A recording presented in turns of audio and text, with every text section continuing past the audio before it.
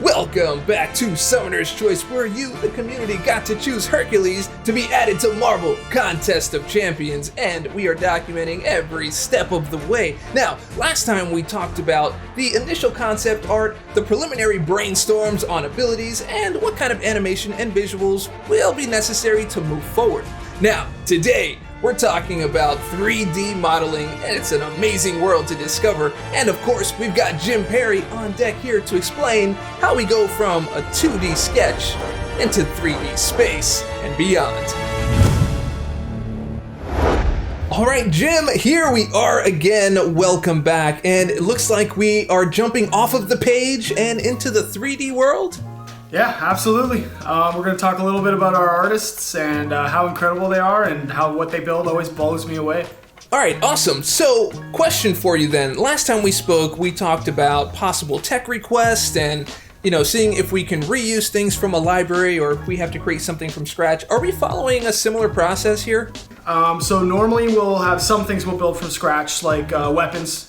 But our artist will usually start with a basic rig based off the size of the character, in which case Hercules is going to be a large character. And then from there we'll have specific elements as needed, accessories, clothing. And so for example, we'll also start with a base head, and we'll bring that into ZBrush and use the concept art as a guide, and then we'll start sculpting the particulars until we're actually happy with the model that we're going to put into the game. Our artist? I couldn't help but notice that was a singular mention. Are you saying that the same person does the modeling and texturing and coloring and all that? Not only that, so they'll do the texture, they'll do the color, they'll also build the lighting, and that is like the lighting and how it interacts with the different textures on Hercules. The amount of work they do is quite impressive. Well, I'm definitely impressed, and probably one of the most impressive things to me is texturing. It's one of those things I could never wrap my brain around, no pun intended.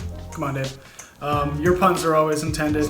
But yes, imagine if you drew a face and ears and eyes and everything onto an orange, and then you get to the back of the orange and you peel as a singular piece and flatten that out. And that's like a really simplistic way of explaining what a texture map looks like. So once the artist gets that first pass done, then they'll go back in and deliver some adjustments and then just lock in that overall look that Marvel Contest of Champions is known for.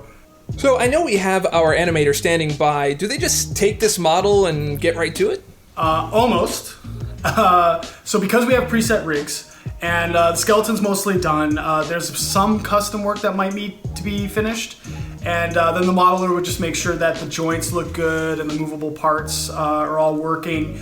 And then of course, like the texture mapping and the lighting is complete. And then we ship it off to the animator.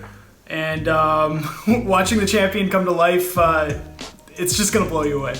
I bet, and I can't wait to see how this all turns out. Thank you so much, Jim Perry, for walking us through this amazing process once again. No problem. See you guys all next time.